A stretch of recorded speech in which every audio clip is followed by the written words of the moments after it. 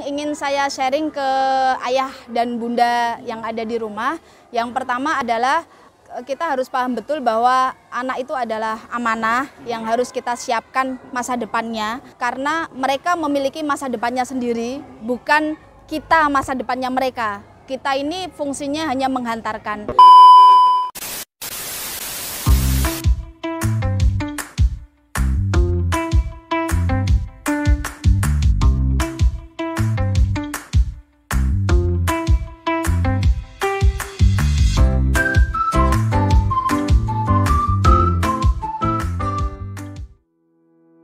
Assalamualaikum warahmatullahi wabarakatuh, Sobat Biru, Bincang Seru, Bernas dan Bermutu Bias Jam Fatimah. Kembali hari ini saya kedatangan tamu yang istimewa, yaitu Ibu Feni Nurfiana. Iya Pak, gimana kabarnya pagi. Bu? Baik, Alhamdulillah. Oke.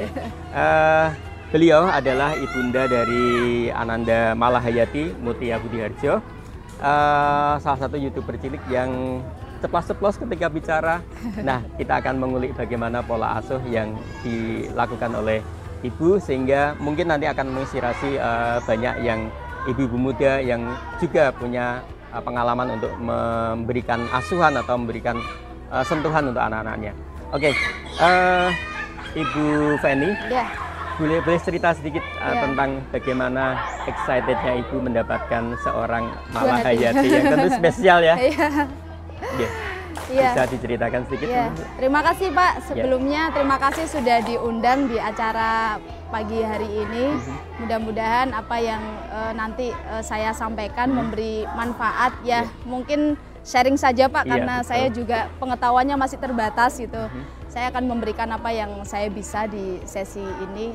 Jadi untuk teman-teman semuanya juga yang di rumah yang menyaksikan acara ini, memang kami itu memiliki Malahayati itu setelah 7 tahun menikah Pak. Setelah 7 tahun menikah baru kemudian saya alhamdulillah diberikan amanah, akhirnya hamil ya.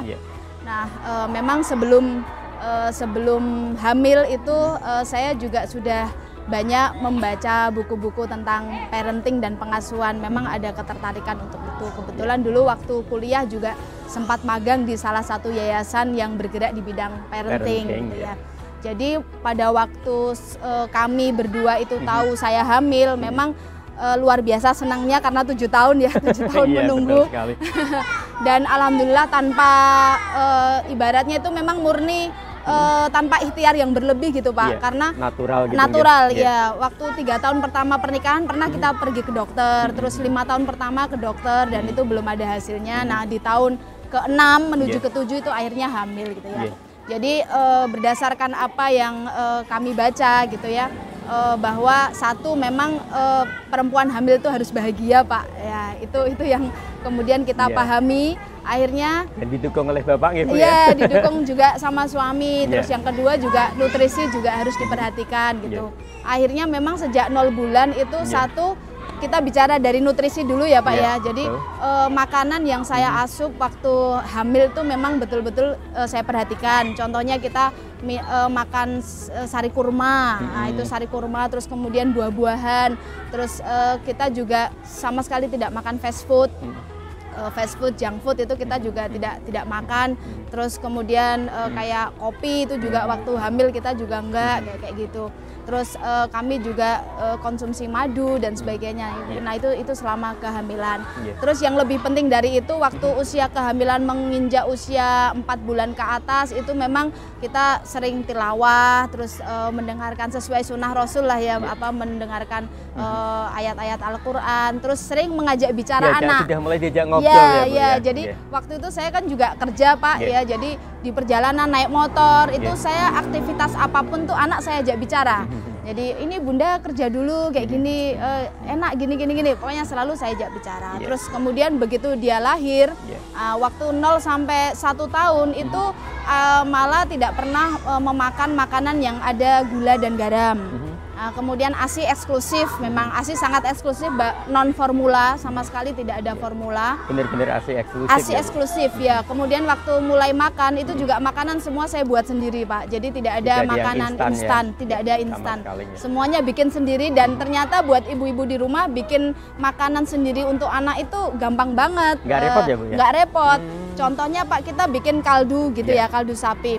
Itu tinggal bikin sekali, kaldunya itu bisa dibungkus plastik kecil-kecil, itu bisa sampai seminggu dipakai.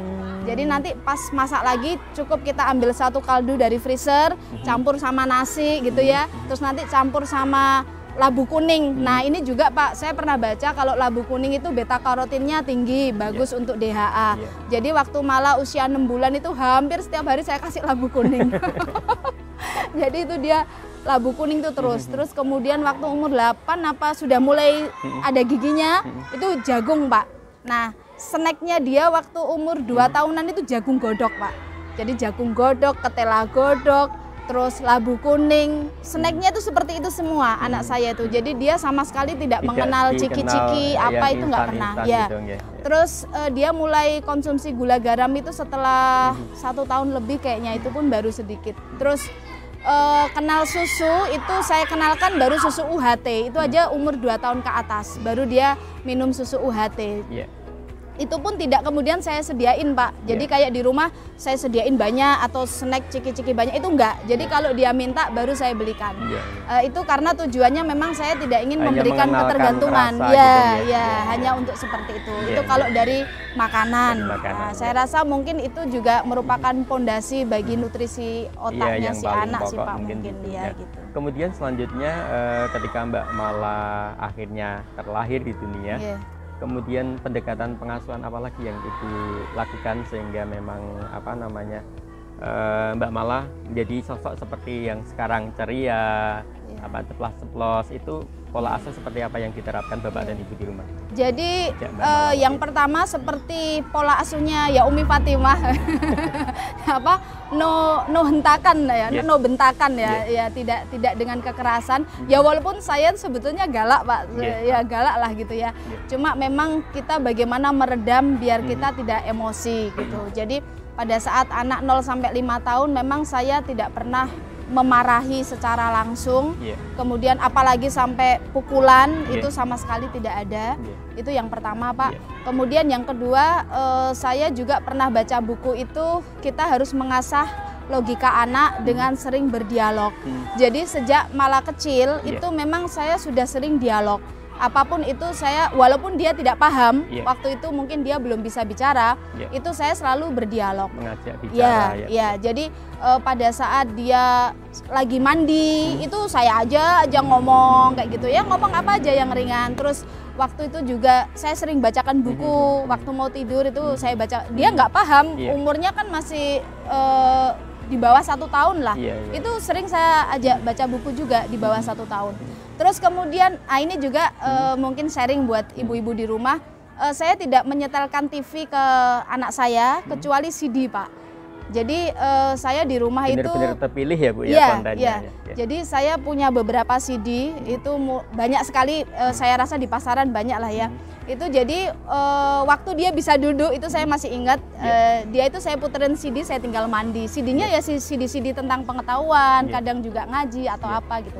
Jadi sama sekali tidak pernah nonton TV nasional gitu Pak.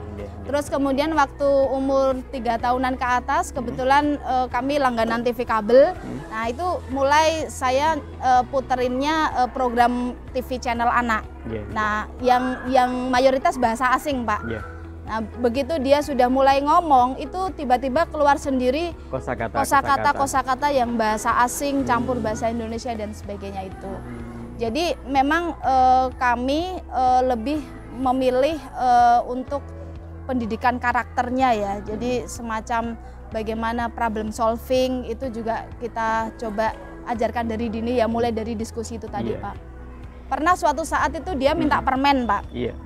Waktu itu kan saya tidak memperbolehkan permen gitu ya. Pernah dia dikasih permen sama temen apa, pas dia main keluar dapat permen gitu kan. Permen itu dibawa pulang. Lalu saya minta Pak permen itu. Dia menangis itu. Saya bilang ini permen tidak bagus nak, tidak boleh tidak boleh dimakan sama Mbak Mala. Makanya permen diminta sama Bunda. Setelah itu dia menangis, saya biarkan Pak dia menangis karena saya pernah baca ini di bukunya Ayah Edi ya. Berikan dia waktu untuk yaitu tadi untuk meluapkan kekesalannya. Ya, macam tantrum gitu ya. Ya, boleh Mbak Mala nangis silahkan, tapi Bunda tidak akan memberikan permen itu. Kemudian dia menangis, saya biarkan Pak, saya juga sambil agak tega nggak tega, tega nggak tega, ya, menega-nega diri. Aduh, sambil itu tadi Pak, kira-kira menerapkan teori ini bener apa enggak kayak gitu.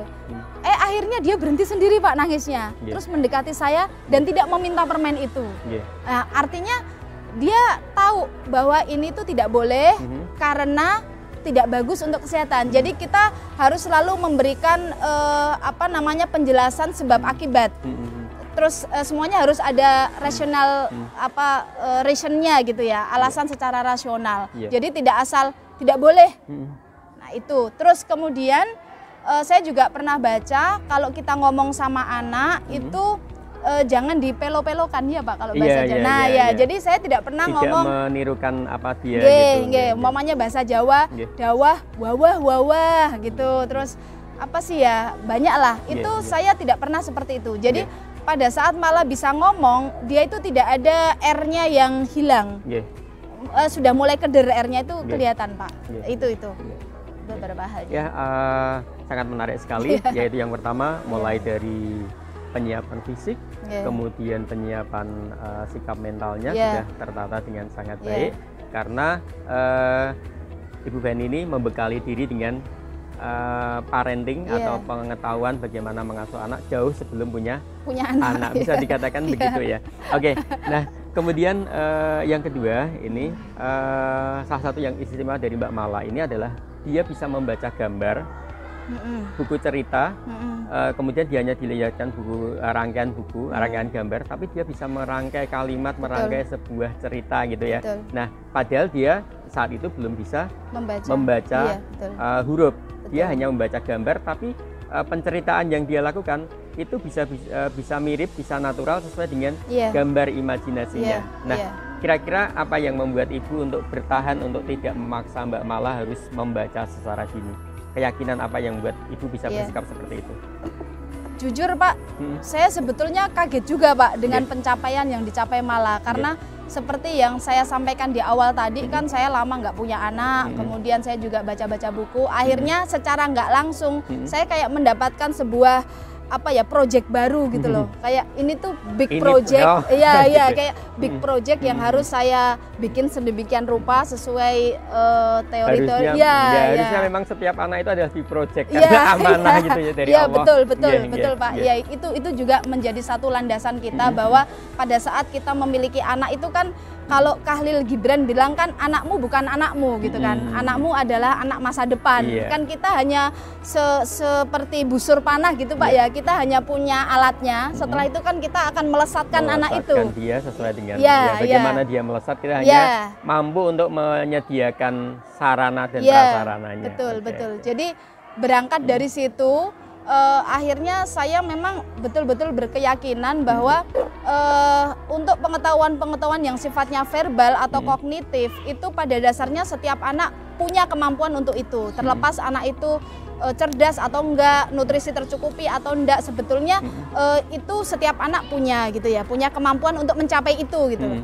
Nah, saya berdasarkan apa yang saya baca kan golden age itu kan 0 sampai 5 ya Pak ya, dan di situ tidak boleh diajarkan calistung dan sebagainya. Nah, dari hal itulah memang saya pribadi tidak mengenalkan konsep membaca secara langsung. Artinya, ayo nak, kamu belum bisa membaca, teman-temanmu sudah pada bisa, ayo kita semangat. Nanti kamu gimana di sekolah, nggak bisa baca sendiri, malu loh. Itu tidak pernah saya ungkapkan gitu. Tapi saya sering mengajak anak saya mengikuti kegiatan-kegiatan saya yang di situ juga kegiatannya banyak ngomong gitu ya, entah itu di rapat atau apa. Akhirnya dari situlah saya berpikiran dia akan menyerap banyak kosakata dan itu juga akan memudahkan dia untuk bisa membaca. Terus kemudian pada saat saya sempat, dan saya sebetulnya juga tidak rajin juga Pak, tidak kemudian setiap waktu ngajak dia membaca gitu ya. Tapi pada saat saya sempat, ayo kita baca yuk, ada buku cerita. Itu saya usahakan bacanya momennya saya gitu ya. Saya pergi ke pasar, saya drill, tapi saya tidak, gitu ya, Bu, ya? Saya tidak nyuruh dia untuk ini nih, lihat nih Bunda ini. Saya pergi ke pasar. Hanya diperdengarkan, ini tulisan saya gitu ya. Dan itu tangan saya di tulisan itu Pak. Dan itu paling cuma berapa kalimat gitu ya. Habis itu kan dia sudah, kadang dia, ya seperti yang Bapak bicarakan, dia dari gambar dia, ya ini gini, dia sudah ngomong aja sendiri. Akhirnya oke, berarti dia sudah nggak terlalu mood untuk saya drill. Saya akan pindah lagi ke yang lain. Nah kayak gitu. Terus umpamanya di jalan, sambil jalan gitu, tanpa sengaja kan kita mesti lewat apa. Mbak Mala, itu apa ya? Kalau dia mau, dia akan langsung nyantol, langsung. Oh ya itu apa ya Bunda bacanya? Nah itu peluang bagi saya. Pada saat dia sudah bisa bilang, itu apa bacanya Bunda? Oh ya nak, itu ini. Oh bacanya gini. Tapi kalau dia nggak mood, saya juga nggak paksa gitu. Jadi saya berprinsip pada itu tadi pada Pak. Kepentingan Mbak Mala sendiri, bukan pada kepentingan kita sebagai orang tua dengan proyek-proyek kita. Meskipun anak adalah proyek besar, amanah dari Allah, tapi polanya disesuaikan dengan kondisi anak gitu ya, kemauan dan kondisi anak ini sangat menarik sekali bahwa ibu mampu bersikap ya secara sesuai dengan porsinya gitu. Nah, kemudian pendekatan apalagi Bu yang dilakukan? Nah, sekarang kan ini Mbak Mala sudah mulai merintis dengan membuat YouTube, konten YouTube yang di situ dia bisa mengekspresikan dirinya, mengekspresikan apa yang dia rasakan. Nah, kira-kira ketika Ibu akhirnya kemudian membuat dia channel itu pertimbangannya apa? Apakah karena memang ini adalah sepertinya sangat bagus untuk memberikan sebagai sarana Mbak Mala mengekspresikan diri? Iya, jadi begini, waktu kita ada TV kabel, jadi sejak umur PAUD itu kan kita sering menayangkan program-program luar negeri ya.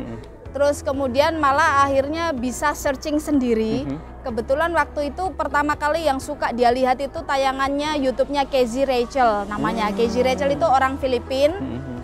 Dan di situ keseharian banget gitu Pak, ya tentang vlognya dia keseharian. Terus dia sering banget lihat Casey Rachel, setiap dia pegang HP lihat YouTube itu dilalah itu yang dilihat yang seperti itu Pak gitu. Dan alhamdulillah dia bukan tipe yang kemudian ketergantungan, artinya dia tetap bisa saya udah lihat YouTube-nya segini aja gitu. Nah pada PAUD itu usia 3-4 tahun dia sering sekali bermain itu dengan ngomong sendiri Pak, ngomong, "Hai guys, aku di sini gini-gini." Jadi sejak PAUD TK itu dia sudah seperti itu. Nah waktu itu saya masih melihat oke, dia punya bakat seperti itu. Saya masih belum berpikiran untuk memberikan channel sendiri. Waktu itu saya belum mood untuk kesana gitu. Nah sebetulnya titiknya itu karena daring Pak awalnya. Oh gitu. Karena pandemi COVID ini gitu ya. Jadi lumayan baru ya Bu ya? Iya, jadi malah ini belum ada setengah tahun ber-YouTube. Tapi basicnya memang dia sudah punya ketertarikan di dunia komunikasi verbal, ketertarikan untuk tampil itu memang dia sudah ada. Karena waktu itu pernah Pak, suatu ketika saya ajak ke Jakarta, acaranya saya ke Jakarta, waktu itu dia TK kecil dan kita naik pesawat berdua saja ke Jakarta itu Pak. Waktu itu gathering, dia tiba-tiba maju aja, saya cari tuh nggak ada Pak anak itu. Tiba-tiba itu maju ke depan, nyanyi-nyanyi di panggung Pak. Jadi dilihat banyak orang, dia tuh nyanyi-nyanyi sendiri di panggung. Waktu itu nyanyi apa saya lupa. Dia dengan PD-nya gitu, terus dipangku sama si A, si B gitu, kenalan. Mudah akrab gitu ya Bu? Dia mudah akrab. Nah dari situ memang saya sudah melihat dia ada bakat untuk itu. Nah karena pandemi, memang awalnya karena pandemi ya sekolah cuma online, sedangkan online itu menurut saya pribadi juga tidak terlalu efektif dan saya memang dari awal kan tidak mau memaksakan ke anak Pak.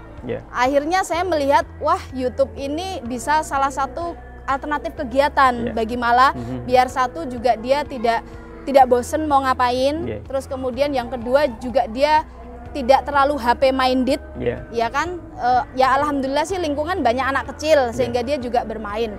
Nah ketiga karena dia memang ada bakat gitu. Nah begitu, dan dia sudah sering Pak waktu kecil itu ngomong, besok channelku gini. Nah, dia sudah berimajinasi punya channel. Karena pernah lihat itu tadi mengendap ternyata gitu. Nah, begitu saya bilang, Mbak Mala, kita bikin channel YouTube gimana? Wah, dia senang sekali. Jadi memang betul-betul tanpa paksaan dia bikin channel YouTube. Nah, kalau ditanya tujuannya apa?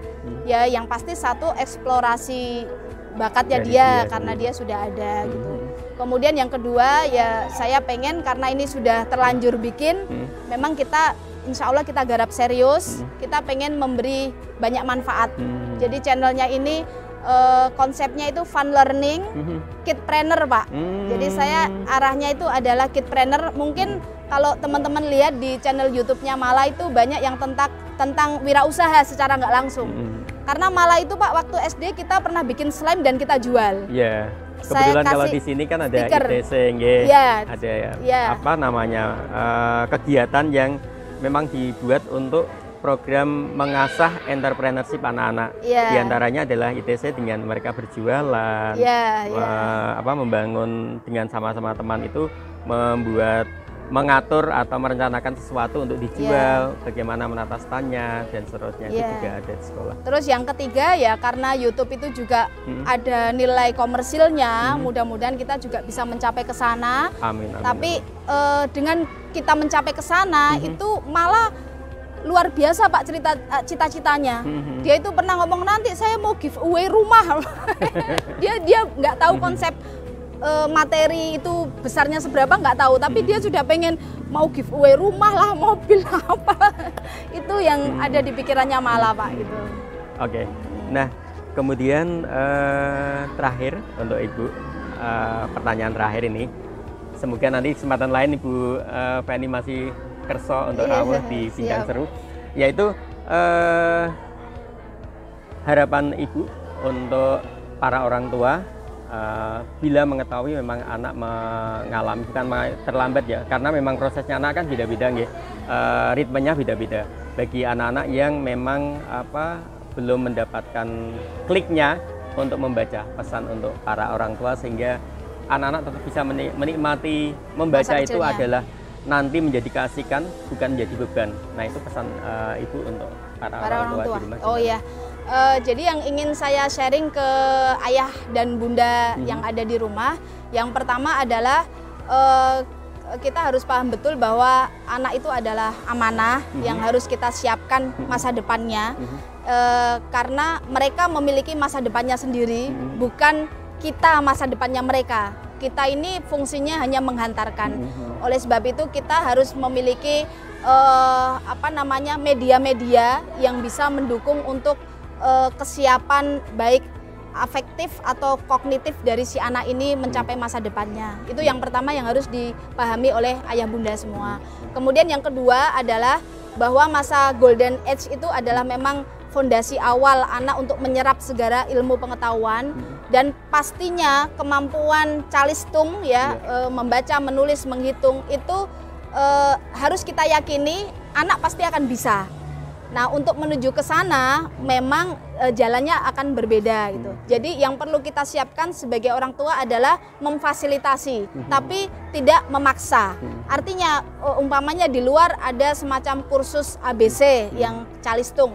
Selama anak itu memang betul-betul mau dan berminat, kan memang ada Pak yang anak suka banget dileskan ABC. Ya silahkan kita fasilitasi. Tapi kalau anak itu tidak mau, jangan kemudian kita paksa. Karena kalau itu kita paksa lalu menimbulkan trauma, nah ini jangan sampai.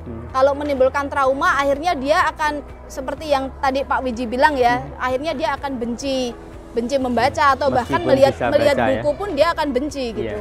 Nah, itu yang ketiga. Kemudian yang terakhir adalah mungkin kita bisa memberikan stimuli secara tidak langsung. Artinya dengan menyiapkan banyak buku bacaan, atau mungkin juga kita menyetelkan video-video tentang membaca yang fun sesuai dengan usianya. Saya rasa itu bisa memberikan ketertarikan untuk membangun minat si anak itu tadi. Gitu. Ya, alhamdulillah, dan yang paling pokok bisa kita simpulkan adalah bahwa setiap orang tua mesti bukan hanya mesti tapi harus dibekali dengan pengetahuan parenting yang itu memang sangat penting untuk kita mengetahui karakter anak kita, ciri-ciri anak kita sendiri, karena orang tualah yang paling paham dengan anaknya, tapi akan menjadi sesuatu ketika dibekali dengan pengetahuan parenting yang seperti beliau sampaikan tadi. Terus satu lagi begini Pak, kadang orang tua tuh merasa paling benar. Nah itu Pak yang jadi kita tuh harus sama-sama menjadi gelas kosong sih sebetulnya pada saat kita mengasuh anak itu. Karena kalau anak kita sudah katakanlah sudah seusia seperti Mala, dia kadang sudah bisa menasehati balik kita Pak. Nah itu kalau kita tidak siap, kita juga gengsi untuk mengakui saat kita salah atau saat gitu. Terus saya mau nunjukkan buku Pak. Boleh, monggo. Jadi ini untuk teman-teman di rumah, ayah bunda sekalian, buku-buku saya. Ini beberapa buku yang saya suka, yang mungkin Bapak Ibu sekalian bisa ketemu di pasaran. Ini contohnya Cahyadita Karyawan, ini tentang Wonderful Family. Ini ada 3 bukunya, Wonderful Wife, Wonderful Husband, sama Wonderful Family. Terus kemudian ini Ayah Edi, ini juga bagus. Ini seputar ada anak tantrum apa macam-macam cerita Pak ini. Saya nggak jualan buku ya, cuma ini saya berbagi namanya.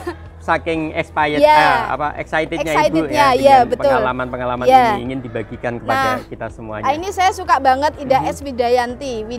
Ini ada parenting 1, 2, 3. Ini sangat recommended ya Bu ya. Bahagia mendidik bahagia. Yang kedua belajar bahagia, bahagia belajar. Mendidik karakter dengan karakter. Ini sudah saya baca sampai habis semua. Terus yang keempat, anak dari surga menuju surga. Terus yang terakhir dari Eli Risman. Nah ini Parenting Plus. Ini kumpulan artikel di Facebook. Jadi banyak sekali masalah orang tua di sini terus dikasih solusinya. Saya rasa ini cerita nyata semua Pak. Jadi lebih memperkaya kita. Best of true story sehingga memang lebih solutif itu bukan khayalan tapi memang benar-benar kejadian real yang bisa diaplikasikan. Oke, terima kasih sekali. Semoga masih berkenan untuk kesempatan yang lain. Dan alhamdulillah banyak yang bisa kita dapatkan dari perbincangan beliau. Salah satunya adalah ketika kita sudah dipercaya menjadi orang tua, harus siap menjadi orang tua, maka bekalilah dengan beragam pengetahuan khususnya yang tadi disampaikan kepada kita. Demikian Sobat Biru, sampai ketemu. Assalamualaikum warahmatullahi wabarakatuh.